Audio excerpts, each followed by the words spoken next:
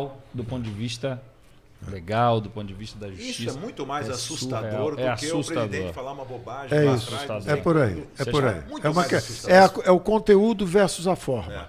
Porque eu chamei Eles estão atenção usando pra a forma e estão esquecendo o conteúdo. Quem é que está realmente ameaçando a democracia? Tem um deputado eleito que eu fico postando o tempo todo, mostrando ele com Lula. Não é porque ele faz raiva no post dele, não. É porque eu quero mostrar que lá em Minas o presidente está com Zema. Né? É o maior governador que Minas já teve, que mudou Minas. Enquanto um bom candidato o no outro futuro lado para ser presidente do Brasil também. Nós temos, tem um Zema, tem um Tarcísio, aí vai ser uma briga feia aí. Não, mas essa é uma briga maravilhosa. bonita. Aliás, vocês levantaram um ponto que é o seguinte: quem é contra? O quem PT é contra? lá tá com o maior propagador de fake news do Brasil. Eu fico colocando pra gente ver a diferença. Quem é contra? Quem tá colado com ele.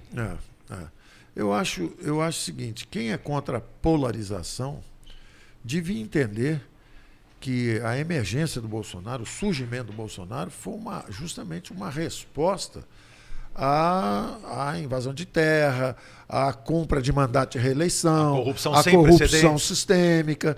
Quer dizer, o que aconteceu no Brasil, o que eu acho interessante é o seguinte: o que o PT falou do PSDB? Que o Fernando Henrique Cardoso comprou a emenda constitucional da reeleição. E depois o que o PSDB acusou o PT de fazer? De aperfeiçoar o sistema, de expandir o que era uma corrupção para a reeleição, de transformar em orgânica, mensalão, petralão, tudo isso. Ou seja, a centro-esquerda conseguiu, com mérito, trazer o Brasil para uma democracia, que era um regime politicamente fechado, eles trouxeram para a democracia, mas é um processo de transição, é um aprendizado. Ou seja, com corrupção, uma democracia sendo corrompida pelo modelo econômico, que é o que eu defendo. Não é coincidência. Mensalão, Correios. Petrolão, Petrobras. Caixa Econômica Federal, corrupção. É nas estatais, que era o aparelhamento político e o desvio de recursos sistêmico. Então, nós queremos um aperfeiçoamento do sistema, nós queremos melhorar a democracia, sair da corrupção e ir para um sistema novo. Aí, quando você começa a defender isso, o pessoal sonha com a volta ao passado. Quer dizer, vamos voltar. Quer dizer que só tem um candidato, é o candidato que fazia isso lá atrás, que patrocinou isso. Tem um ponto interessante. Absurdo esse mergulho no passado. Tem um ponto interessante que o PT e o PSDB sempre foram adversários. São Paulo, Minas, Brasil. O PT sempre colocou candidatos fracos em São Paulo e Minas, o PSDB ganhava, e o PSDB colocava candidatos mais fracos no nível nacional, o PT ganhava. Aí veio o Bolsonaro, mudou tudo. Né? Mudou a história de Minas, mudou a história de São Paulo. O que aconteceu? Se uniram agora. Sim. Como se nunca tivessem sido inimigos. Sim. O povo não consegue entender. Ver os discursos do Alckmin contra o Lula até agora. E uma coisa interessante é o seguinte... Não, de várias pessoas, da Tebet, do Ciro, todos que falavam super mal do PT... Mais engraçado que quando a Tebet, quando o Ciro, quando todos todos foram apoiar o Lula, era assim, Lula recebe o apoio da Tebet, Lula recebe o apoio do Ciro, Lula recebe o apoio do... qual foi o outro lá? Sei lá, de outro.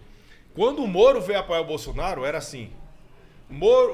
Bolsonaro recebe o apoio de uma pessoa que falou mal dele, que falou que ele era isso e aquilo. Eu fiz, gente, por que vocês não colocaram o que a Simone Tebet, o Ciro e todos falaram do Lula? Com o Bolsonaro tudo é o contrário. Desde a eleição de 2018. E uma coisa interessante que eu queria explicar de parlamento.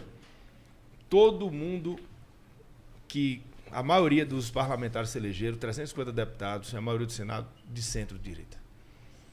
Se o PT, por um acaso, ganhasse, que não vai ganhar, não ia ter maioria no parlamento. E é mentira falar, não, isso se consegue. Vai voltar o toma lá da cá e vai fazer maioria, vai custar bilhões para o Brasil de corrupção, mas vão fazer. Não é fácil. Porque os deputados que foram eleitos com Bolsonaro em 2018 e traíram o seu eleitor, todos perderam. Pode ver a lista, Joyce, o Frota... a deputada da Daiane, o deputado da Paraíba, do Rio Grande do Sul, todos perderam. Então, essa turma que se elegeu na centro-direita, centro e centro-direita, movidos por Bolsonaro, eles não vão trair o seu eleitor. porque eles sabem que eles só terão 4 anos. Então, se quiserem pacificar o Brasil, se a gente quiser que o Brasil se una de verdade e que o Brasil prospere, é só com Jair Bolsonaro. Isso ficou muito claro. É interessante esse ponto seu. Esse ponto é interessante pelo seguinte: se o Bolsonaro vence, o Lula se aposenta. E o Bolsonaro não pode ser reeleito.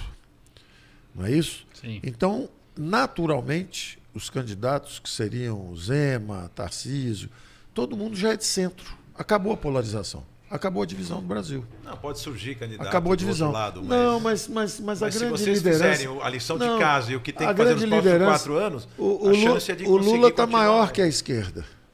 A esquerda está com 30% do Congresso. O Lula é maior que a esquerda. Então, se o Lula se aposenta agora, Pelo trabalho de romantização que fizeram nele. acabou. Exatamente, acabou a polarização.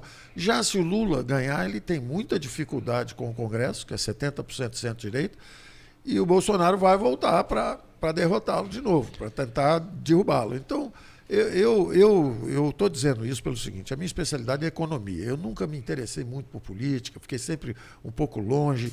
E é interessante porque durante 30 anos eu tive que escolher o menos ruim, porque era tudo centro-esquerda, sempre foi centro-esquerda. Então, assim, o social-democrata de punhos de renda, que geralmente era um tucano, o social-democrata chão de fábrica, que era um Lula, o social-democrata reformista, que era um Ciro. Eu não tinha uma alternativa. De repente surgiu um conservador. Eu conheci o Bolsonaro há 1 ano da eleição. Na verdade, eu estava ajudando alguém de centro. Para impedir e evitar essa polarização, eu estava ajudando um apresentador de televisão que tinha 46 milhões de seguidores em redes e que poderia acabar com essa confusão, essa polarização toda. E quando eu conheci o Bolsonaro, ele perguntou: mas vem cá, se esse seu candidato desistir, se for esquerda contra direita, conservadores contra socialistas, eu falei: bom, eu prefiro apostar nos conservadores, porque estão há 30 anos no poder. Corrupção generalizada na política, economia estagnada, desemprego aberto, 40 milhões. São os invisíveis que nós achamos agora, que estavam invisíveis, mas são 40 milhões de pessoas sem carteira de trabalho. Último lugar no PISA. O Brasil não está indo para lugar nenhum. O Brasil afundou. E eles muito satisfeitos com a gestão deles, achando que era um paraíso, que qualquer pessoa que viesse diferente deles era um risco enorme. Que risco? Mostramos, mesmo enfrentando a pandemia, em 2 anos, fizemos profundas reformas, Banco Central Independente, falência, saneamento, Eu perguntaria 5G, para os meus 3 eletricidade. ministros aqui, É isso. nós podemos dizer para os empresários brasileiros, não só para empresário, porque como sou empresário, eu falo um pouco em nome dos empresários, também não tenho essa procuração de todos os empresários, muitos pensam diferente de mim, que é natural numa democracia.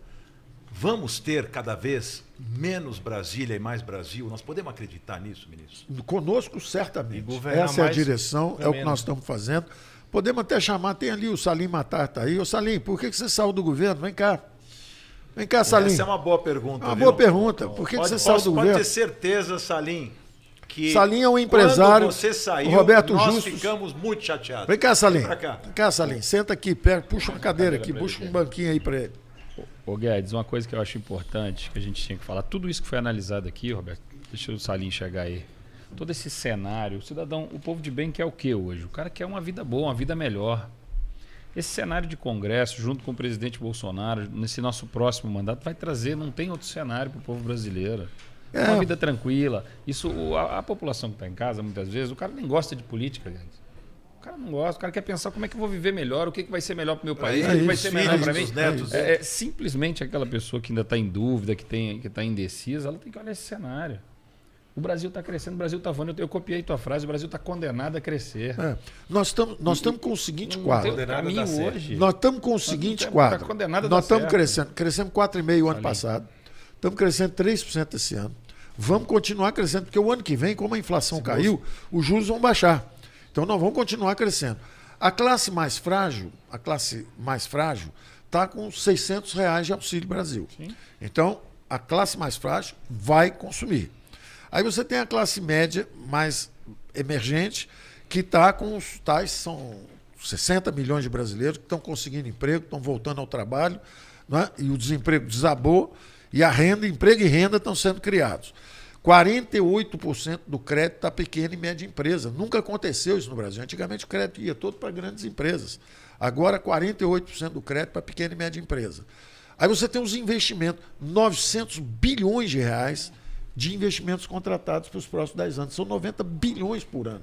Isso aí são 10 Tarcísios. Isso não é orçamento. Isso são 10 Tarcísios. Isso não é orçamento do governo.